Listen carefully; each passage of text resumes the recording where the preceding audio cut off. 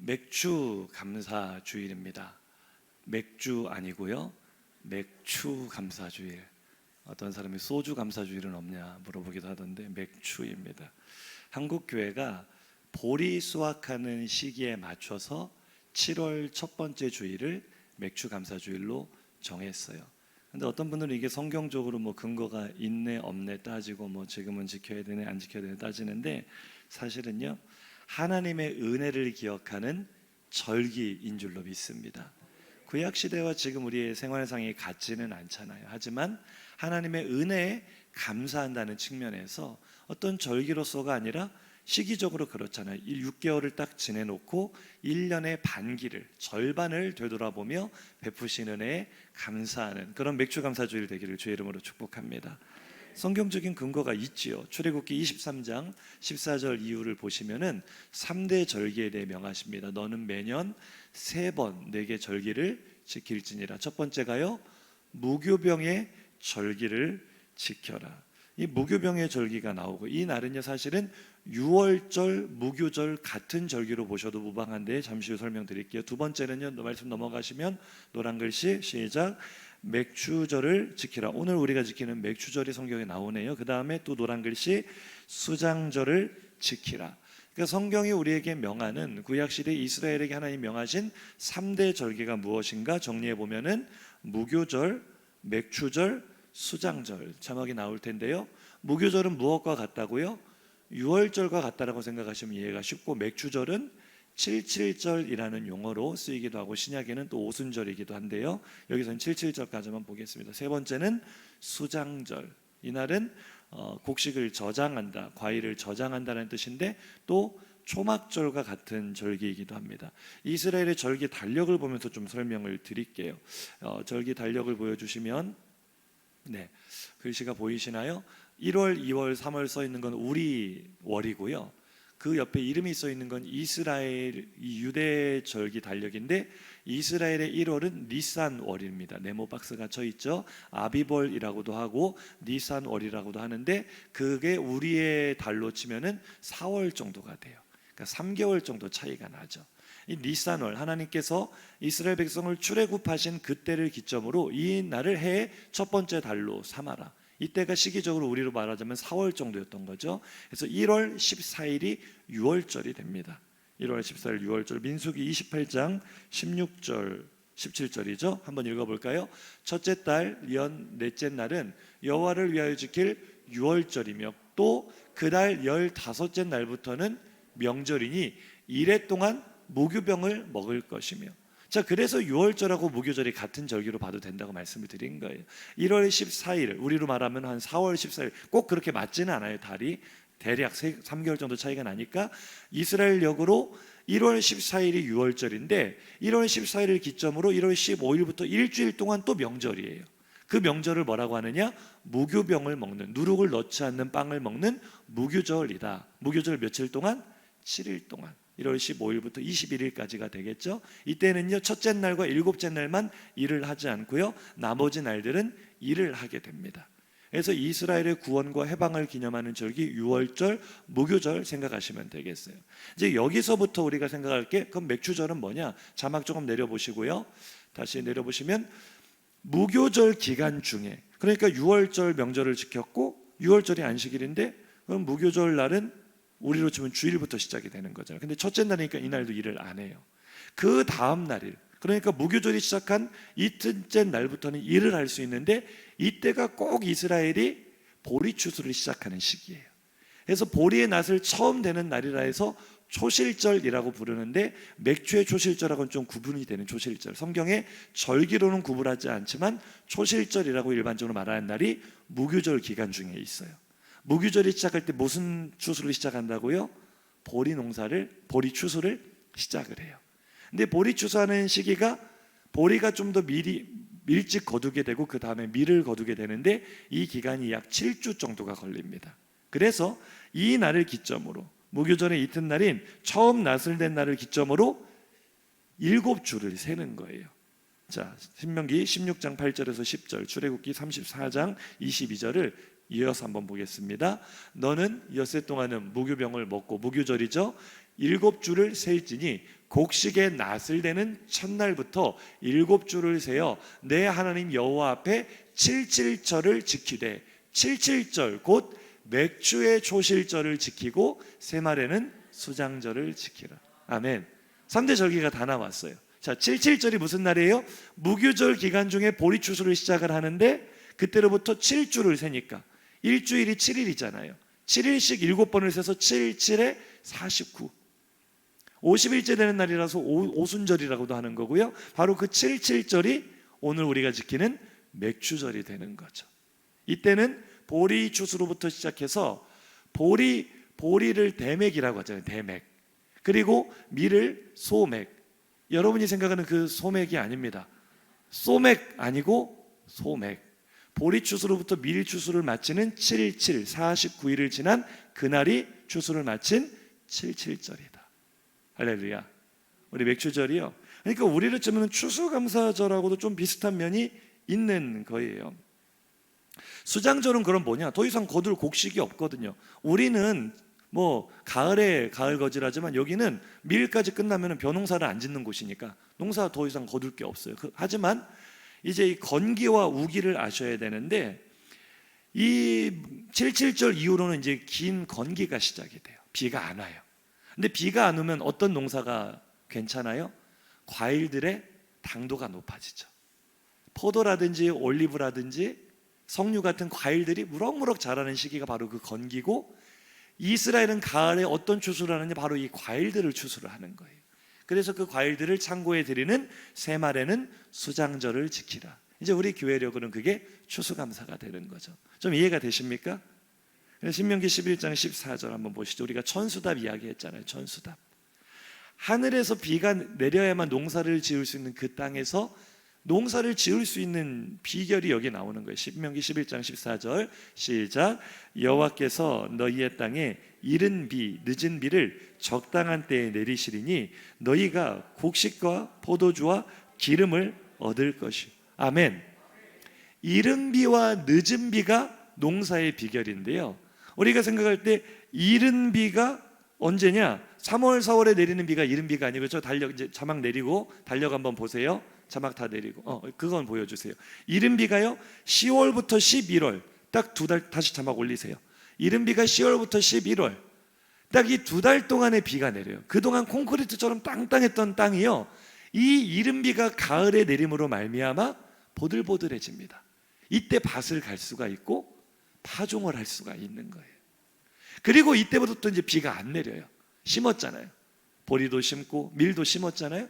비가 안 내리는 동안 얘네들이 쑥쑥 자라기 시작해요. 그래서 늦은 비가 바로 지금 이 맥추절 직전에 내리는 비가 바로 늦은 비예요. 3월, 4월에 이제 또 한 번 우기가 와요. 이 늦은 비가 내림으로 말미암아 곡식들이 마지막 연그는 작업이 되는 거예요. 그래서 이 이른 비 때 파종을 하고 늦은 비 때 곡식을 거두는구나. 하나님께서 주신 은혜, 하나님께서 이른 비를 주시지 않았더라면 우리가 이 보리와 밀을 심지도 못했을 것이요, 하나님께서 늦은 비를 주지 않으셨다면 이렇게 풍성한 소출을 거둘 수도 없었으니, 이 맥주절은 어떤 절기다? 하나님이 우리에게 주신 복으로 말미암아, 우리를 위하여 준비하시고 내려주신 비로 말미암아 감사하는 절기가 바로 맥주절인 줄로 믿으시기 바랍니다. 감사의 절기. 그래서 신명기 16장 10절이 이렇게 말하는 거예요. 시작. 내 하나님 여호와 앞에 77절을 지키되, 맥주절이죠, 내 하나님 여호와께서 내게 복을 주신 대로 내 힘을 헤아려 자원하는 예물을 드리고. 아멘. 원리가 나와요. 첫 번째는 하나님께서 내게 복을 주셨다는 믿음의 고백이 있는 거죠. 하나님, 내게 주신 모든 것이 하나님이 내게 주신 것입니다. 믿음의 고백이 있는 사람만 이 맥주의 감사를 드릴 수 있는 줄로 믿습니다. 두 번째 원리는요, 빚내서 헌금하는 거 아니에요. 내 생활에 지나치도록, 내 생활이 무너지도록 드리는 거 하나님께서 기뻐 받으시지 않아요. 하나님께서는 내 힘을 헤아려 내게 받은 분복을 따라. 제가 지난주에 드린 말씀이 그거예요. 정말 형편이 어려운 사람에게는 10,000원도 굉장히 귀한 헌금이에요. 하나님은 금액을 보지 않으십니다. 할렐루야. 하지만 내 생활이 풍족하여 손님에게 식사 대접하는데도 10만 원을 거침없이 쓸 수 있는 사람이 하나님께는 아까워서 5만 원, 3만 원 드린다면 그것은 내 힘을 헤아려 드리는 예물이 아닐 수 있다는 거예요. 아멘이십니까? 사랑하는 성도님들, 내게 주신 분복에 따라, 내게 주신 형편에 따라 힘을 헤아려 감사하시기를 주의 이름으로 축복합니다. 세 번째 원리는요, 자원하는 마음으로. 이 예물은요, 누가 시켜서 할 수 있는 게 아니에요. 억지로 할 수 있는 것도 아니에요. 강요할 수 있는 것도 아니에요. 하나님께서 내게 이런 복을 주셨어. 나에게 이런 능력을 주셨어. 누가 뭐래도 나는 다른 사람 어찌하든지 나는 하나님께 이런 감사를 드려야 되겠다. 기쁜 마음으로 즐겨드리는 자를 하나님께서 기뻐하시는 줄로 믿습니다. 이게 맥주절의 의미예요. 그런데 맥주절에 또 한 가지 의미가 있어요. 그냥 감사만 표현을 하면은 좀 의무 같잖아요. 꼭 뭐 안 하면 안 되는 것 같은 무거운 짐처럼 느껴지는, 사실은 맥주절은 그런 의무의 절기가 아니라 신명기 16장 11절을 보시죠. 시작. 너와 내 자녀와 노비와 내 성중에 있는 레위인과 및 너희 중에 있는 객과 고아와 과부가 함께 내 하나님 여호와께서 자기의 이름을 두시려고 택하신 곳에서 내 하나님 여호와 앞에서 즐거워할지니라. 아멘. 할렐루야. 즐거워하는 절기, 축제의 절기, 모두가 함께요. 가난한 사람이나 부한 사람이나 주인이나 종이나 과부나 나그네이라 할지라도 모두가 함께 즐거워하는 축제가 바로 오늘 맥주감사 주일인 줄로 믿으시기 바랍니다. 한번 인사하시죠. 오늘은 축제입니다. 오늘은 잔칫날입니다. 그래서 제가 고민하다가 오늘을 우리가 다시 식사를 시작하는 날로 잡은 이유가 우리에게 축제가 시작이 되는 거예요. 성도의 교제가 시작이 되는 거예요. 가장 기쁜 교제가 충만하기를 주의 이름으로 축복합니다. 오늘 본문도 바로 이런 잔치를 배경으로 이야기가 펼쳐지고 있어요. 오늘 본문 1절 2절 한번 보실까요? 사흘째 되던 날 갈릴리 가나에 혼례가 있어 예수의 어머니도 거기 계시고 예수와 그 제자들도 혼례에 청함을 받았다. 아멘. 예수님이 잔치집에 가셨어요. 잔치집에. 그런데 가자마자 문제가 생겼습니다. 3절 한번 보시죠. 시작. 포도주가 떨어진지라. 예수의 어머니가 예수에게 이르되 저들에게 포도주가 없다. 자, 잔치집에 포도주가 없다. 그럼 빨리 가서 뭐 주스라도 사와, 이런 상황이 아니에요. 포도주가 떨어졌다는 것은 뭐 굳이 예를 들자면 대학생들이 이렇게 방학을 맞아서 우리 바닷가로 놀러 가자, 삼겹살 파티를 하자, 우리 서로 집에서 각자 집에서 재료를 준비해 와서 고기 구워 먹고 재밌게 삼겹살 파티를 하면서 즐거운 시간을 보내보자 하고, 이렇게 뭐 우리 가은이 또 한솔이 그리고 우리 현성이 용이 이렇게 4명이 각자 집에서 준비를 해와서 텐트를 치고 이 돗자리를 펴고 버너에 불판을 올리고 자 재료를 꺼냈는데 상추도 가져왔고 쌈장도 가져왔고 쌀도 가져왔고 김치도 가져오고 다 가져왔는데 삼겹살을 가져온 사람이 아무도 없는 거예요. 삼겹살이 없는 삼겹살 파티 될까요? 안 될까요? 김치나 구워 먹어야지 뭐 어떻게 하겠어요. 김치 파티가 돼요. 이보다 더 심각한 상황이 오늘 이 잔치의 상황이에요. 포도주가 떨어지면은요 그걸로 그냥 잔치는 끝. 전문 용어로 시마이 끝내야 돼요. 끝내야 돼요. 잔치 끝났다는 거. 이거 예수님 도착하셨는데 가자마자 잔치 끝. 자 보세요. 잔치잖아요. 축제잖아요. 오늘 맥주감사 주일이 정말 기뻐하고 행복해하고 하나님 주신 복에 겨워서, 은혜에 겨워서 감사해야 되는 날인데 지금 내 심령이 이 가나의 혼인잔치 같은 분이 있을 수 있죠. 우리가 너무 코로나에 오랫동안 짓눌려서 아직 내 삶이 하나도 회복이 안 됐고 아직도 회복될 기미가 안 보이는 분들도 계실 거예요. 많을 거예요. 절기는 돌아와서 또다시 맥주감사 주일인데 감사는 해야 되겠는데 감사해야 할 것이 있어야 감사를 하지. 내게 이런 결핍이 많을 수 있다고요. 잔치를 해야 되는데 포도주가 떨어졌다. 참 어려운 상황이죠. 제가 본문을 읽는데 문득 이 시가 떠올랐어요. 아시는 분도 계실 텐데요. 최영미 시인이 쓴 서른 잔치는 끝났다. 제목이라도 한번 들어보신 분들 계실 거예요. 제가 한번 낭독해 볼게요. 서른 잔치는 끝났다. 물론 나는 알고 있다. 내가 운동보다도 운동가를, 술보다도 술 마시는 분위기를 더 좋아했다는 걸. 그리고 외로울 땐 동지어로 시작하는 투쟁가가 아니라 낮은 목소리로 사랑 노래를 즐겼다는 걸. 그러나 대체 무슨 상관이란 말인가? 잔치는 끝났다. 술 떨어지고. 오늘 본문하고 좀 비슷하지 않아요? 사람들은 하나둘 지갑을 챙기고 마침내 그도 갔지만 마지막 셈을 마치고 제각기 신발을 찾아 신고 떠났지만 어렴풋이 나는 알고 있다. 그리고 쭉 내용이 이어지다가 마지막에 그러나 대체 무슨 상관이란 말인가. 이 시가에 조금 난해하게 느껴질 수 있지만 배경을 살펴보면 이런 거예요. 이 주영민 시인이 그 80년대 서울대에 들어갔거든요. 그 군사 독재 시절이잖아요. 그 어려운 시기에 그래도 참 역사 의식이 넘쳐흐르는 서울대 서양 역사학과에 들어갔어요. 그래서 열심히 민주화 운동을 했어요. 그 당시 대학생들 참 군부 독재에 맞서서 정말 열심히 민주화 운동했고 많은 사람들이 고문당하고 잡혀가고 참 우리 현대사의 아픈 한 면이잖아요. 그렇게 열심히 민주화 운동을 하면서 결국 1987년 군부 독재를 끝내고 간선제가 아니라 대통령 직선제를 끌어내죠. 정말 민주화 운동을 했던 수많은 그 동지들이 얼싸안고 기쁨의 눈물을 흘리며 이제는 우리에게 영원히 잔치가 벌어질 것만 같았던 거예요. 영원한 축제가 계속될 것만 같았던 거예요. 그때 당시 느꼈던 그 대학생들의 감정입니다. 근데 시간이 조금 지나 정신을 문득 차려보니 내 나이가 30이 됐는데 영원할 것 같았던 잔치는 누군가 홀랑 빼먹어 버렸고 우리에게 좋은 것이 올 줄 알았는데 그 좋은 것은 누군가 다 독차지해 버렸고 나는 지금 낡은 고시방에서 직장도 잡지 못하고 하루하루 살아가는 삶을 전전긍긍하며 살아가는 내 모습을 바라보니 요즘 젊은이들 말로 현타가 온다는 거예요. 내가 무엇을 위해 민주화운동을 했고 무엇을 위해 그 잔치를 기대했는지 내 나이 30인데 잔치가 끝났다. 좀 회한을 토해내는 듯한 그런 시거든요. 초라하게 남겨진 내 삶. 그런데 제가 오늘 왜 본문에서 이 시를 떠올렸냐면 공교롭게도 오늘 잔치에 갇힌 예수님의 나이가 딱 30살이셨어요. 오늘 본문이 예수님의 첫 번째 이적이잖아요. 예수님의 첫 번째 공생의 시작이잖아요. 근데 예수님의 공생의 시작할 때 나이가 성경에 나와요. 누가복음 3장 23절입니다. 시작. 예수께서 가르치심을 시작하실 때 30세쯤 되시니라. 제가 이 말씀을 보고 무릎을 탁 쳤잖아요. 이 시는 예수님을 위한 시구나. 예수님 내 나이 30 잔치집에 갔는데 잔치가 끝났다. 내 좋은 날은 다 지나갔다. 이렇게 느끼는 분이 계실 수 있어요. 오늘 분명 잔칫날이죠. 맥주 감사주일 감사한 날이죠. 그런데 나는 잔치할 기분이 아니에요. 내 잔치는 끝났어요.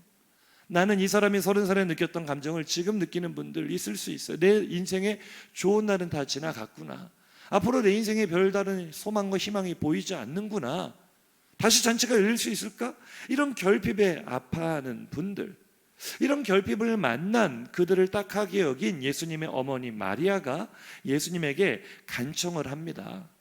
저들에게 포도주가 없다. 저들에게 포도주가 없다.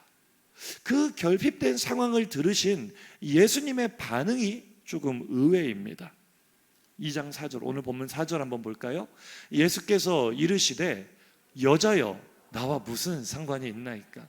내 때가 아직 이르지 아니하였나이다. 이건 굉장히 당황스러운 이야기예요.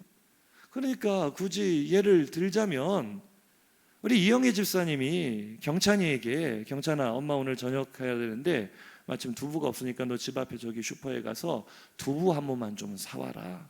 이렇게 심부름을 시켰더니 경찬이가 엄마의 눈을 똑바로 쳐다보면서 여자여 나와 두부가 무슨 상관이 있나이까? 이런 상황 아닙니까? 그럼 여기서 지금 의문을 품어야 돼요. 예수님은 과연 배륜하셨는가? 어떻게 어머니가 저들에게 포도주가 없다 하시는데 여자여 나와 무슨 상관이 있나이까? 그런데요, 여기서 여자여라는 말을 잘 생각해 볼 필요가 있는데요, 나와 무슨 상관이 있나이까? 예수님은요 지금 자신이 이 땅에 오신 목적을 분명히 알고 계세요. 자신은 세상의 빛으로서 이 땅에 하나님의 나라를 보여주시고 이 모든 사람의 죄를 짊어지고 십자가에 죽으시는 대속적 사명을 위해 이 땅에 오신 분인데, 그러니까 여자여라는 말 속에서 우리가 뭐를 읽을 수 있는가? 여자의 후손이라는 거예요. 아멘이십니까? 예수님은요, 잔치집에 포도주 제공하려고 오신 분이 아니에요. 나의 기쁨, 나의 오감을 만족시켜 주기 위한 즐거움을 주시려고 이 땅에 오신 분이 아니라 그분은 여자의 후손, 무슨 얘기입니까? 사탄의 머리를 박살내고 사망의 권세를 깨트릴 여자의 후손으로 오신 분이 바로 예수 그리스도이십니다. 아멘. 여자여라는 말 속에 자신의 사명을 드러내시는 거예요. 나는 여자의 후손입니다. 나는 내 생명을 저들에게 주기 위해 이 땅에 온 것이지 포도주를 주려고 온 사람이 아닙니다. 마치 최영민 시인이 지금 잔치를 벌이는 그들이 나와 무슨 상관이 있단 말인가? 나의 사명, 나의 삶과는 전혀 동떨어진 잔치처럼 예수님이 그렇게 이야기를 하시는 것처럼 느껴져요. 그런데요, 분명히 예수님은 나의 포도주를 제공해 주기 위해 오신 분은 아니거든요.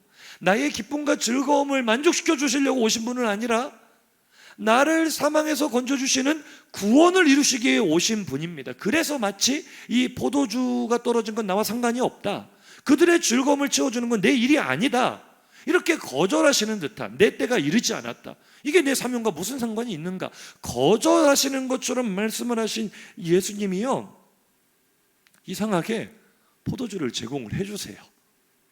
이게 오늘 본문의 아이러니입니다. 많이 들으셨던 본문이겠지만, 저도 많이 설교했던 본문이지만 제가 묵상하다가 깨달은 은혜가 있어서 오늘 좀 나누려고 합니다. 아니, 거절하신 것 같이 말씀을 하시고 왜 또 포도주를 제공을 해주시냐고요. 여기서 제가 오늘 나눌 은혜가 있는데요, 자, 본문을 자세히 볼게요. 7절 8절입니다 시작. 예수께서 그들에게 이르시되 항아리에 물을 채우라 하신즉 아귀까지 채우니 이제는 떠서 연회장에게 갖다 주라 하심에 갖다 주었더니. 아멘. 우리는 주일학교 때부터 예수님이 말씀하시니 물이 포도주가 되었어요. 와, 예수님 짱, 이런 식의 설교를 많이 들었어요. 물이 포도주가 된 기적. 자, 그럼 예수님은 우리에게 무슨 마술을 보여주시러 오신 분인가요? 물이 포도주가 되는 게 예수님의 거룩하신 구원 사역과 무슨 상관이 있죠? 진짜 오늘 본문의 말씀처럼. 그리고 나서 다시 본문 띄워놓으세요. 조금 전 말씀. 그리고 나서 말씀을 자세히 봤더니 예수님은 포도주를 주신 게 아니에요. 항아리에 뭐를 채워라? 물을 채워라. 그리고 뭐를 떠다 줘라? 뭐를 떠다 줘라? 잘 보세요. 포도주 떠다 줘라 하셨어요? 채운 물 떠다 줘라. 분명히 말씀 보세요. 예수님은요, 포도주 안 주셨어요. 물 채우라 하셨고 물 떠다 주라 하셨습니다. 예수님이 주신 것은 포도주가 아니라 물입니다. 자, 이 잔치에 결핍된 건 뭐였죠? 포도주. 포도주가 필요한 사람에게 예수님이 주신 것은 뭐예요? 물. 포도주를 달라는데 물을 주면 기쁠까요? 짜증이 날까요? 감사할까요? 화가 날까요? 그런데 연회장의 반응을 한번 볼게요. 9절 10절 시작. 연회장은 물로 된 포도주를 맛보고도 어디서 났는지 알지 못하되 물떠온 하인들은 알더라. 연회장이 신랑을 불러 말하되 사람마다 먼저 좋은 포도주를 내고 취한 후에 낮은 것을 내거늘 그대는 지금까지 좋은 포도주를 두었도다 하니라. 아멘. 말씀이 좀 많을 때는 잘라서 올려도 돼요. 한 번에 안 올려도. 자, 물로 된 포도주, 이게 우리를 헷갈리게 만드는 건데요, 우리 상식이 있는 사람들이니까 한번 여쭤볼게요. 포도주는 물로 만들어요? 포도로 만들어요? 그럼 이거 포도주예요? 물이에요? 물로 된 포도주라고 표현은 했는데, 바이런이라는 시인이 물이 그 주인을 만약에 얼굴이 붉어졌다 너무나 멋진 표현을 하긴 했는데, 그건 그 현장에서 본 사람들만 아는 것이고, 하인들이 분명히 떠다 준 건 뭐였어요? 물이었고, 성경도 말하기를 물로 된 포도주니까, 여러분, 뭐 우리는 술을 안 마시니까 뭐 전혀 모르실 거라고 저는 믿고 말을 할게요. 뭐 한 20년 된 술이 비싸다면서요. 모르시죠? 계속 그 얼굴 표정을 유지해 주셔야 돼요. 아는 척하면 제가 좀 곤란해지잖아요. 술은 오래될수록 비싸답니다. 한 병에 수백만 원, 수천만 원 하는 술도 있대요. 그럼 그런 술을, 그 귀한 술을 물을 섞어가지고 희석시켜가지고 이렇게 양을 불려가지고 주면은 좋겠어요? 나쁘겠어요? 귀한 것일수록 엑기스가 중요한 거 아니에요? 이거는요 지금 예수님이 거의 또 사기를 치시는 거예요.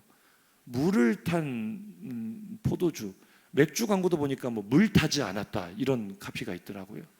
물을 타면 안 되는 것 같아요, 술에는. 맞습니까? 모르시죠? 할렐루야. 물을 타면 안 돼요. 포도주는 포도로 만드는 거예요. 물로 된 포도주라는 것 자체가 이 사람이 구한 게 아니에요. 그런데 연회장은 뭐라고 합니까? 따봉. 이런 포도주는 맛본 적이 없다는 거예요. 뭐 취해가지고 그런가? 아니, 연회장이라는 것은 이 잔치 연회의 전문가입니다. 뭐 소믈리에라거나 이 와인 뭐 한 모금 혀에만 찍어보고도 이거는 어디 산이고 몇 년 산이고 맞추는 사람들이 있잖아요. 연회장이 바로 그런 사람이에요. 그런데 물로 된 포도주를 맛보더니 그 사람이 하는 말이 좋은 포도주를 두었도다. 최상급 포도주를 남겨두었도다. 하나님께서 이 사람의 혀를 마비시키신 것이 분명합니다. 어떻게 물로 된 포도주를 마시고 최고의 포도주라 말할 수 있는가? 여기서 근데 이 사람이 좋은 포도주라 말할 때 좋은 헬라어 칼로스라는 단어를 썼는데 이 칼로스가 히브리어 토브를 번역한 말이에요. 할렐루야. 토브, 가장 좋은 것, 가장 선한 것, 가장 완전한 것. 하나님이 천지를 창조하시고 보시기에 좋았더라. 토브. 하나님이 창조한 것 같은 완벽한 포도주를 가져왔으니 정말 당신 희한한 사람이다. 제일 처음에 이 최상급을 내놓아야지. 왜 이걸 마지막에 가져왔느냐? 우리 한번 말씀을 정언해 볼까요? 11절 한번 볼게요. 시작. 예수께서 이 첫 표적을 갈릴리 가나에서 행하여 그의 영광을 나타내심에 제자들이 그를 믿으니라.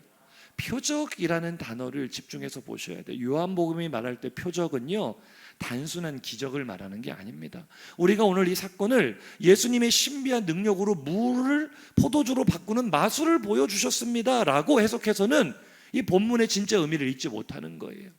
요한복음은요 7가지의 표적이 나옵니다. 예수님이 행하신 표적이 엄청나게 많은데 우리가 왜 요한복음을 공관복음에 포함시키지 않느냐면 공관복음은 같이 보았다는 거예요. 마태, 마가, 누가, 요한은 같은 맥락에서 쓰여지는데 요한복음은 조금 달라요. 왜냐하면 기록 목적 자체가 사도 요한은 100살까지 살았거든요. 오랫동안 살면서 못 볼 꼴을 봤어요. 사도 요한의 살아생전에 벌써 이단이 생겨버렸어요. 초대교회에 이미 이단이 들어와서 예수 그리스도는 하나님의 아들이 아니다. 어떻게 하나님의 아들이 육신을 입고 이 땅에 올 수 있는가?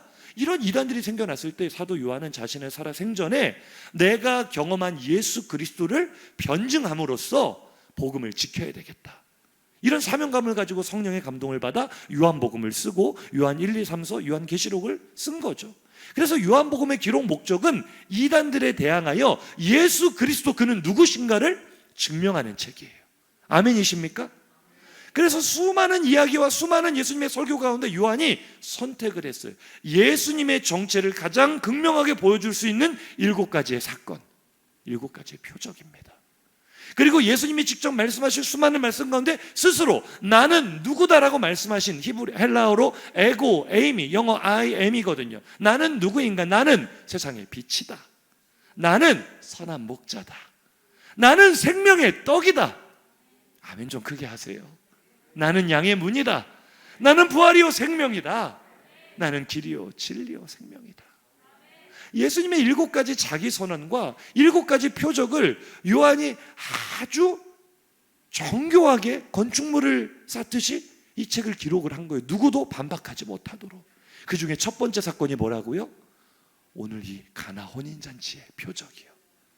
단순히 물이 포도주가 된 마술이 아니겠죠. 어떤 의미가 있는가?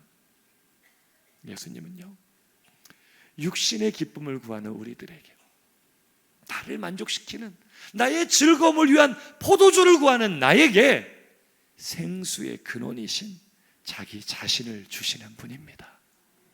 아멘이십니까? 가장 좋은 것은요 세상이 맛볼 수 없는 생명의 맛이에요. 세상이 줄 수 없는 하늘의 기쁨이에요. 예수님이 주신 물로 된 포도주는 우리의 눈으로 세상의 가치로 볼 때는 아무 맛도 나지 않는 맹물과 같은 것일지 몰라도 예수님이 주신 생수는요, 세상에서 맛볼 수 없는 가장 좋은 것인 줄로 믿으시면 아멘 하시기 바랍니다. 할렐루야. 사랑하는 성도님들, 무엇을 구하고 계십니까? 가나 혼인잔치처럼 내가 지금 예수님께 포도주가 없습니다, 포도주가 없습니다, 우리의 기도는 그렇게 집중되고 있지는 않습니까? 예수님은 어제나 오늘이나 영원토록 변함없이 우리에게 생수의 근원을 내려주시고 계신 줄로 믿으시면 아멘 하시기 바랍니다. 생수의 근원이신 그분께서 샘물과 같은 은혜를 나에게 펑펑 쏟아 부어주시는 줄로 믿으시면 아멘 하시기 바랍니다.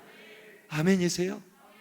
하나님은요, 우리에게 가장 좋은 것을 주시는 분이세요. 아멘. 제가 전도사 때 처음 저를 전도사로 불러주신 교회는, 이제 이야기는 별로 안 했었는데, 서울 영등포에 있는 큰 대형 교회였어요. 수천 명이 모이는 교회에서 저를 뽑아주셔서 이제 가야죠. 그런데 그때 제가 막 결혼한 신혼 부부였거든요. 제가 집이 전라북도 익산에 있었는데 학교가 서울에 있고 사역지가 서울에 있다 보니 이거는 주말 부부도 아니고 학기 부부가 되게 생긴 거예요. 3개월을 기다려야 우리 꽃님의 얼굴을 볼 수 있다고 생각을 해보세요. 이게 얼마나 아득합니까? 그래서 제가 큰 교회니까 부탁을 했어요. 저는 지방에 있어서 이제 신혼부부고 해서 교회에서 기도실 하나만 내주시면 제가 금요일 밤부터 가서, 아내가 서울로 올라와서 같이 아내와 함께 교회에서 기도하고 숙식을 해결하고 사역을 하겠습니다. 그런데 그때 마침 그 교회가 리모델링 중이라서 기도실을 내줄 수가 없다는 거예요. 그건 본인 사정이니 알아서 하라는 거예요. 그래서 정말 좋은 기회였는데 제가 그것을 포기를 했어요. 포기를 하고 이제 뭐 종신에 합격해서 헬라어 히브리어 강좌가 1월 2월에 들어갔는데 아직 사역지를 못 구한 거죠. 그런데 이제 12월 달에 이제 그런 일이 있었고 안 됐고 1월이 돼서 이제 저는 신대원에 들어가서 헬라어를 열심히 공부하고 있는데 교회는 또 임명을 하잖아요. 저희 아버지가요 지금도 목사님이시죠. 과거형이 아니라 아주 독한 분이에요. 저희 아버지가 항상 저희 화평교회 예배를 드리시는데 영상으로 오늘 맥주 감사 주일이라고 본교회 가셨대요. 그 틈을 타서 제가 지금 흉을 보려고 합니다. 얼마나 지독한지. 저는 그래도 제가 신학교에 들어갔으니까 전도사로 써주지는 않아도 전도사라고 불러는 줄 알았어요. 저를 청장년 찬양대 임명을 하시더라고요. 그리고 조금 한 주만 더 있으면 이제 집사 임명을 받을 것 같은 거예요. 장지훈 집사하면 좀 이상하잖아요. 안 이상하세요? 저 이상하더라고. 그러니까 무슨 얘기예요? 나는 너를 전도사로 불러줄 마음도 없고 네가 전도사가 되고 싶으면 네 알아서 살 길 찾아서 나가라. 아주 독하신 분이에요. 본인이 좀 어디 좀 꽂아 주시든가. 이렇게 서울 좋은 교회도 놓치고 좀 상심한 자에게. 근데 뭐 그렇게 하셔가지고 제가 그 상심한 마음으로 헬라어 1월달 끝날 때까지 사역지를 못 구했어요. 아니 서울에 가려면 얼마든지 갈 수 있는데 지방에 있는 교회들을 가려니까 지방이 참 특이해요. 전사님들도 올라고를 안 하지만 이제 지방 교회들도 어련히 알아서 안 올 줄 알고 뽑지도 않아요.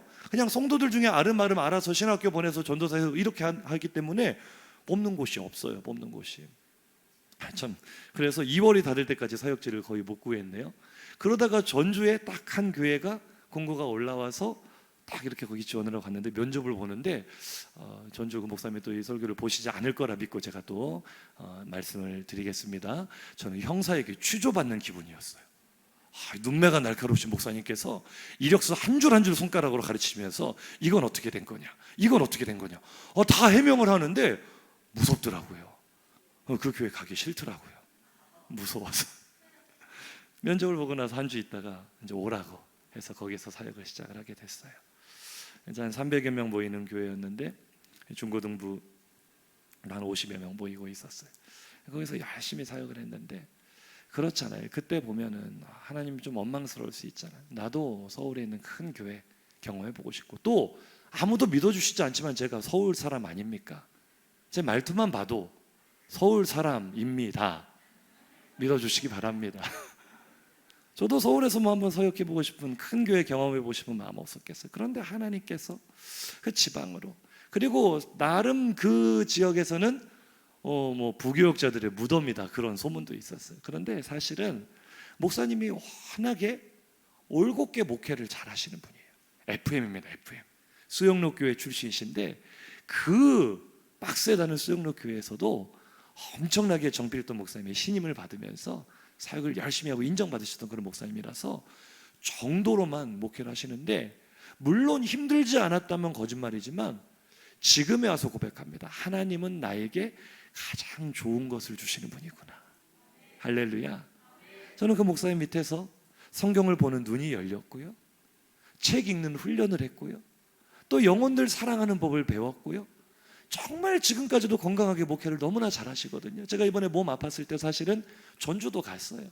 왜냐하면 전주에는 이제 아는 의사 선생님들이 많아서 저를 좀 빨리 봐주시기 때문에 전주 예수병원이나 큰 병원들 가면서 이제 목사님께도 인사를 드렸죠. 참 지금도 참 그렇게 위해서 기도해 주시고 너무나 좋아요. 그때는 힘든 것 같았는데, 그때는 왜 저 사람들은 뭐 다 좋은 교회 큰 교회 가서 저렇게 막 사례도 많이 맞고 그런데 나는 지방에서 이렇게 고생하고 왔다 갔다 시간 버리고 이러나, 이런 생각 사실 그때 하지는 않았지만 돌아 생각해보면 원망할 수도 있었을 텐데, 지나보면 그것이 나에게 가장 좋은 길이었구나. 할렐루야. 이어서 좀 더 말씀을 드릴게요. 그렇게 신대원에 갔을 때 이제 동기들이 신대원 2학년쯤 되니까 사역지를 다 옮기더라고요. 그런 기류가 있어요. 총신은요, 신대원 때는 사실 스펙이 거의 똑같잖아요. 스펙이 학부는 좀 차이가 나도, 그러니까 사실 어느 교회나 갈 수 있어요. 조금 뭐 자기 포장 잘하면 서울 사랑의 교회도 갈 수 있고, 뭐 부산 수영로 교회도 갈 수 있고, 전도사 때, 교육 전도사 때는 갈 수 있어요. 그런데 졸업을 하고 나면 이야기가 달라져요. 담임 목사가 문제가 아니라 전임 부교역자 되는 게 하늘의 별따기. 큰 교회들은 뭐 수천 명 이상 모이는 교회들은 정말 치열합니다. 막 진짜 1%의 경쟁을 뚫어내는. 그래서 다 이렇게 사역지로 옮기는데 저에게도 형님들이 지훈아 너 어디 교회 갈 거냐? 너 왜 안 옮기냐? 그때 저는 분당의 또 큰 대형 교회에서 저를 감사하게도 뭐 잘난 것도 없는데 저를 뽑아주셨어요. 앞으로 한국 교회를 이끌 목회자 인재라 해가지고 조금 자랑할게요. 저희 학년 580명 중에 저 한 사람 뽑혔어요. 우리 교회 담임 목사가 이런 분이구나. 잘난 체 좀 했습니다. 뭐 성적이 좋은 건 아니고 은혜로 뽑혀가지고 저를 막 이렇게 지원을 해주셨어요. 학비도 다 내주시고 용돈도 주시고 뭐 방학 때마다 불러다가 훈련도 시켜주시고 뭐 하여튼 뭐 이렇게 잘 해주셨어요. 그러니까 그런 사실을 동기들이 아니까 이제 장지훈 전도사는 어디든 큰 교회를 갈 거라고 생각을 했던 것 같아요, 그 당시에. 근데 저는 하나님께서 주신 마음이, 하나님께서 나를 이 교회에 보내셨고 또 아이들이요, 그게 있어요. 지방의 아이들은 전사님이 처음 오면은 마음을 안 열어요. 어차피 또 갈 거잖아요. 이런다니까요. 청소년들 예민하잖아요. 뭐 이번에 오신 뭐 1년 있다 가실 거 이렇게 묻는 애들도 있어요. 진짜 그게 현실이에요. 금방금방 옮겨간다는 거죠. 저는 아이들의 마음에 상처도 주고 싶지 않았지만 하나님께서 주시는 마음이 어디를 가냐, 하나님께서 맡기셨는데. 그리고 좀 교만일지도 모르겠지만 자신감이 있었어요. 아니 뭐 지방에서 사역한다고 못난 것도 아니고 뭐 서울 가려면 가는 거지 왜 못 가? 그리고요 그냥 졸업할 때까지 거기 자빠져 있었어요. 졸업하고 나서도 있었어요. 강도사 인허 받을 때까지 있었는데, 전임 졸업하자마자 바로 전임 전도사가 되고 강도사가 되자 담임 목사님께서 수영로 교회 출신이시니까 앞으로 목회를 하려면 큰 교회에서 좀 체계적으로 배워야 된다 해서 써보라고 해서, 아니 뭐 대책 없이 수영로 교회 한번 써봤어요. 목사님 가신 교회 저도 한번 가볼랍니다. 근데 그 교회는 목사 이상만 지원하라고 했는데 그때 제가 강도사 인허 받기 전이었거든요. 전도사 해서 냈으니까 이 담당자가 봤을 때 얼마나 웃기겠어요. 근데 더 웃긴 건 또 뽑아줬어요, 1차에서. 그러니까 제가 또 하늘 구름까지 머리가 다 가지고 내가 이 정도쯤 되지, 봐봐 내가 된다고 했잖아 이랬더니 2차에서 뚝 떨어졌어요. 그때부터 시련이 시작이 되는데요. 제가 믿음으로 목사님께는 목사님 11월에 사임하겠습니다 하고 이제 새로운 교회로 가야 되니까 목사님도 그렇게 하라고 이제 축복해 주시면서 이제 알아보는데, 저 그때 진짜 인생을 살면서 그렇게 자존심에 상해본 때가 처음이었어요. 제가 지금 젊은이들 청년들의 마음을 좀 이해를 해요. 제 기억으로 이력서를 한 50통 이상을 썼을 것 같은데 한 군데서도, 그러니까 제가 뭐 큰 교회가 그렇게 많지 않아요. 큰 교회만 쓴 게 아니라 처음에는 물론 큰 교회만 쓰다가 나중에는 안 되다 해서 한 500명쯤 되는 교회, 서울 근처는 무조건 다 내봤어요. 신기하게도요, 제가 성적이 좀 괜찮았거든요. 안 믿어주시는데 성적 장학금도 받았어요. 그러니까 교회에서 장학금 주고 본교에서 장학금 주고 성적 장학금 받고, 제가 전도사 때 좀 부자였어요. 안 믿으시는군요. 뭐 그렇다고 합시다. 성적도 괜찮았고 나름대로 한 교회에서 오랫동안 사역하면서 청소년 사역의 전문성도 갖췄고, 이만하면 경쟁력이 있지 않나? 되고 안 되고는 몰라도 저는요, 이찬수 목사님 참 좋아했거든요. 분당 우리 교회 이찬수 목사님 밑에서 꼭 한번 배워보고 싶다. 이찬수 목사님 얼굴은 볼 줄 알았어요. 되고 말고는 안 돼도 최소한 이 정도 열심히 살았으니까 면접은 보겠지. 50번 이력서를 날려서 한 군데서도 저를 면접을 보자는 데가 없었어요. 제 마음에 깊은 상처로 남아 있습니다. 혹시나 제가 나중에 이찬수 목사님 만나게 되면 꼭 이야기할 겁니다. 김은호 목사님 만나도 꼭 만났는데 김은호 목사님은 말 안 했네요. 옆에 백동조 목사님 계셔가지고 제가 참 상처가 많았어요. 그런데 그 중에 이제 제가 그때 무슨 마음까지 먹었냐면, 나는 목회를 안 해야 되겠다. 하나님께서 나에게 사역주를 안 주시니 나는 진짜 안 해야 되겠다.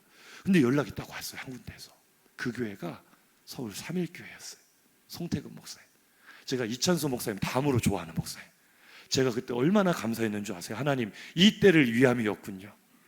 저를 여기 보내시려고 이 모진 수모를 겪게 하시고, 할렐루야, 저는 이미 된 줄로 믿고 올라가서 시원하게 떨어졌습니다. 그리고 진짜로 나 진짜 목회 안 한다, 코가 석자나 빠져 있으니 담임 목사님이 딱 하셨는지, 제가 집이 익산이었잖아요. 익산의 제일 큰 교회, 거기도 또 한 2,000명 모여요. 그 교회가 수영록교회 같은 부목사 출신 목사님, 친구 목사님이셔서 저를 거기에 소개를 해주신 거예요. 좋은 전도사 있으니까 데려다 쓰라고. 서울 가려다 못 갔다고. 그래서 그 교회가 거의 뭐 내정된 상태로 오늘이 월요일인데 이번 주 금요일 날 면접 보러 오세요, 연락이 왔어요. 그러니까 쉽게 말하면 목사님 얼굴 보면 바로 다음 주부터 사역 시작하게 될 겁니다. 저는 부모님께 배운 게 가장 먼저 불러주시는 곳이 하나님의 부르십니다. 거기 가는 줄 알았는데 마음이 편하진 않았어요. 결국 나는 목사님이 이렇게 꽂아주지 않으면 아무것도 하지 못하는, 하나님께 철저하게 버림받은 인생이구나. 그런데 그때 한 가지 사건이, 그때 담임 목사님이 뭐 희한하게 목포 사랑의 교회라는 곳에 한번 써보라고. 그 제가 사실은 무시하고 싶은 목포에 무슨 선한 것이 나겠는가. 이 전주가 좁아서 나는 서울로 가려고 하는데 목포를 써보라 해서 거역할 수 없기 때문에 메일로 내라길래 메일을 냈죠. 확인을 안 하시길래 저도 확인 안 했습니다. 우리 서로 관심 없으니까 빠이빠이 이런 기분을 잊고 있었는데, 이번 주 금요일 날 면접 보기로 했는데 갑자기 수요일 날 연락이 왔어요.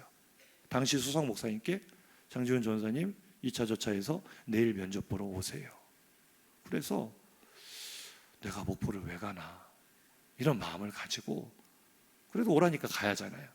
아침에 차를 몰고 새벽 일찍 출발을 하는데 그 찬양이 떠오르더라고요. 안개가 날 가리워. 안개가 저는 살면서 그렇게 짙은 안개를 처음 봤어요. 안개등을 켜고 뭘 해도 얼마나 안개가 짙든지 목포에 도착할 때까지 안개가 안 걷히는 거예요. 꼭 제 인생 같았어요. 앞이 보이지 않는구나. 난 이제 목포로 팔려가서 어떻게 되는 걸까?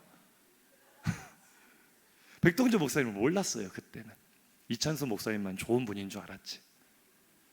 그런데 백 목사님 참 호탕하시죠. 그날 면접을 저와 다른 분 한 분의 목사님이 보셨는데 면접 내내 혼났습니다. 면접을 본 게 아니라 하여튼 혼났어요. 실컷 혼내시더니 하는 말씀이, 너는 고등부, 너는 중등부, 내일부터 출근해. 충격을 받아서 그렇게 이제 목포 사랑의 교회에서 부교육자 생활을 시작을 하게 됐죠. 큰 교회였어요. 그런데 가서 느낀 게, 내 지혜로는, 내 생각으로는 서울에 가야만 될 것 같았고, 이찬수 목사님을 만나야만 될 것 같았고, 그런 메이저라 말하는 곳에서 내가 나의 몸값을 올려야만 앞으로 내 미래가 있을 것 같아 보였는데, 하나님이 나를 위해 예비하신 길은요, 포도주를 구하는 나에게 물을 주셨는데 그 물이 진짜였어요. 생수였어요. 생명이었어요. 저는 많이 지쳐서 갔거든요.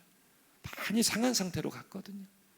근데 백 목사를 만나서 제 평생에 저희 은사이시고 은인이시고 아버지 같은 분인데 제 영혼이 치유가 되고 목사님을 통해 하나님의 나라를 보게 되고 성경의 맥을 꿰뚫는 눈을 열리게 되고 가장 좋은 것을 예비하신 하나님께서 가장 귀한 물을 허락하신 줄로 믿습니다. 제가 제 이야기 구구절절 하는 이유가 우리 성도님들도 한번 반추해 보라는 거예요. 지금까지 걸어온 길 한번 보시라는 거예요. 마지막 이야기 해드릴까요 말까요? 별로 듣기 싫으신가요? 거기서 5년 사역을 하다가 부목사님 14명 중에 전사님들도 있는데 부목사님만 14명, 큰 교회잖아요. 5년이 되도록 14번째 막내였어요. 제가 막내인데 담임 목회를 시작하겠다라는 하나님의 강력한 부르심이 있어서 또 그럴 만한 상황이 있어서 백 목사님께 허락을 구하고 나이가 그때 36이었어요. 36 만으로 35세 35세 담임 목사 누가 청민 공고에 안 내잖아요. 적어도 45세 요즘 50세. 지금도 저 울산 노예 온 지 4년인데 아직도 제가 막내예요. 제가 순번호는 G2로 12분이나 더 오셨거든요. 제가 꽤 높아요. 그런데 막내예요. 항상 막내예요. 막내. 다른 교회 부목사님들보다도 젊어요. 아직도. 그런 젊은 나이에 다급한 상황이었기 때문에 어디든 부르심 따라 가야지 하고 신문을 폈더니 울산 화평교회가 담임 목사 공고. 제가 울산을 와보기를 했어요. 뭐 아는 사람이 있어요. 태어나서 한 번도 안 와봤는데 제 눈에 들어온 건 딱 하나, 만 35세 이상. 그것이 알고 싶다. 성도님들 왜 그러셨습니까? 왜 35세 무슨 배짱으로? 제가 그거 하나 보고요, 여기 말고는 내가 조건이 되는 곳이 없구나. 다른 교회들 뭐 많이 모집하지만 다 45세 뭐 이러는데 냈어요. 그리고 설교를 하러 오래요. 여기까지도 신기하잖아요. 또다시 노래가 나옵니다. 안개가 날 가리워. 설교하러 오는 아침에 8월로 기억하는데요. 여름 사역 다 맞춰놓고 백 목사님께 축복기도 받고 아침 일부 예배 드리고 백 목사님이 축복기도 해주시고 잘하고 오라고 운전을 해서 오는데, 성도님들 기억하시죠? 그날 비 억수로 많이 온 거 아시죠? 억수로. 서울 사람입니다. 비가, 저 그런 비 처음 봤습니다. 아니요, 여기서 우리 박진호 집사님 있는 이 거리가 안 보여요. 비가 목포에서 울산까지 오는 5시간 넘게 오는데 그날 제 기억으로 한 7시간 운전한 것 같아요. 진짜 일찍 왔거든요. 진짜 일찍 왔는데 거의 예배 시간 조금 남기고 도착했으니까. 와, 비가 그렇게 앞을 가리는데 꼭 제 인생 같더라고요. 앞이 안 보이는구나. 난 또 울산으로 팔려가서 내 인생은 어떻게 되는 걸까? 이런 마음으로 왔죠. 젊은 나이에 큰 교회에서 화려하게 사역을 하면서 큰 교회에 대한 욕심이 없었다고 하면 거짓말이겠죠. 큰 교회 뭐 가고 싶은 야망이 있었고 하나님께서 그렇게 큰 교회에서 훈련시킨 이유는 그런데 보내시려고 하는 게 아닌가라는 착각도 한때 했었습니다. 그리고 화평교회를 와서 봤는데 뭐 제가 선택할 수 있는 게 아니잖아요. 하나님께서 선택하신 거고 공동의회를 통해서 하나님께서 부르셨고 부르셨을 때 부르심에 순종해서 와보니 지금 고백합니다. 하나님 앞에서 진실하게 하나님 나에게 가장 좋은 것을 주셨습니다. 이럴 땐 아멘을 크게 하시는 겁니다. 가장 좋은 것을 주셨습니다. 저 큰 교회 안 부럽습니다. 다른 교회 부럽지 않습니다. 어제도 제가 다른 교회 위임식이 있어서 갔는데요, 교회 규모요, 저도 돼요. 인사합시다. 저도 됩니다. 담임 목사님 얼굴이 잘생긴 거 어지간해서는 안 지겠지만 저도 돼요. 한 번 더 인사합시다. 저도 됩니다. 근데 한 가지는 좀 화가 나더라고요. 그 교회가 우리 교회보다 나은 게 하나도 없어 보이는데 아멘 소리는 우리보다 3배는 크더라고요. 인사합시다. 지지 맙시다. 저는요, 다른 거는 다 줘도 돼요. 다른 건 다 줘도 되는데 우리 성도들이 하나님을 갈망하는 것에서만큼은 대한민국 최고 되기를 주의 이름으로 축복합니다. 아멘 좀 크게 하세요. 어제 목사님 위임하면서 이렇게 목사님 설교 말씀하시는데 성도들이 얼마나 아멘 아멘 하는지 제가 은혜 받았어요. 그 아멘 소리에. 아멘이 살아있는 교회는 살아납니다. 저는요, 와서도 왜 힘들지 않았겠어요? 지금도 힘들 때 있죠. 힘들어도요, 생각해보면 하나님이 말씀하세요. 너 그래서 말해봐라. 너 화평교회 마음에 안 드냐? 이 교회가 너에게 준 최고의 선물이 아니냐 물어보시면 저는 하나님께 감사밖에 할 게 없어요. 하나님, 맞습니다. 하나님 나에게 가장 좋은 것을 주셨습니다. 화평교회가 아니었으면 저 목회 못했습니다. 화평교회가 아니었으면 아직 적지만 이 열매 거두지 못했습니다. 화평교회가 아니었으면 앞으로 주실 복들 확신하지 못할 것입니다. 하나님은요, 저에게 꼭 맞는 가장 좋은 길로 인도해 오셨습니다. 내가 갈 수 없는 길이었어요. 내가 알지 못하는 길이었어요. 성도님들 어떠십니까? 지금까지 포도주 구하면서 나에게 포도주 안 주셨다고, 내가 원하는 거 안 주셨다고 원망하며 나는 감사할 수 없다고, 기쁨이 없다고, 나의 잔치는 끝났다고 말하고 있지는 않습니까? 하나님은요, 내가 생각하지 못하는 길을 여시는 분인 줄로 믿으시기 바랍니다. 창세기 45장 5절이에요. 시작. 당신들이 나를 이곳에 팔았다고 해서 근심하지 마소서, 한탄하지 마소서. 하나님이 생명을 구원하시려고 나를 당신들보다 먼저 보내셨. 아멘. 요셉이 가는 길을 무슨 말로 이해할 수 있어요? 노예로 팔려간, 감옥까지 들어간 요셉의 삶을 무슨 말로 설명할 수 있어요? 요셉의 이야기는 한 사람의 고생 끝에 성공했다는 그런 위인전이 아니에요. 그런 성공 스토리가 아니에요. 하나님은요, 그를 통해 가장 좋은 것을 주시기를 원하셨어요. 무엇이요? 생명을 주시려고, 생명을 구원하시려고. 하나님은요, 내가 구하지 않은 것들, 예수 그리스도라는 가장 귀한 생명을 나에게 이미 주신 줄로 믿으시기 바랍니다. 인사하실까요? 감사해야 되지 않을까요? 로마서 8장 32절 보고 마칩니다. 시작. 자기 아들을 아끼지 아니하시고 우리 모든 사람을 위하여 내주시니까 어찌 그 아들과 함께 모든 것을 우리에게 주시지 아니하겠느냐. 아멘. 할렐루야. 포도주를 달라는데 물을 줬다가 아니라 오늘 내 육신에, 오늘 하루의 기쁨을 구하는 나에게 영원한 기쁨을 주시는 하나님, 가장 좋은 것을 주시는 하나님, 이미 내 안에는 가장 좋은 예수님이 들어와 계신 줄로 믿습니다. 30 예수님의 나이죠. 예수님이 내 안에 들어오신 순간 잔치는 시작되었습니다. 우리의 잔치는 오늘부터 또 새롭게 시작입니다. 우리 주님 앞에 가장 좋은 것을 주신 하나님께 감사하며 이 축제를 하나님 앞에 올려드리기를 주의 이름으로 축복합니다.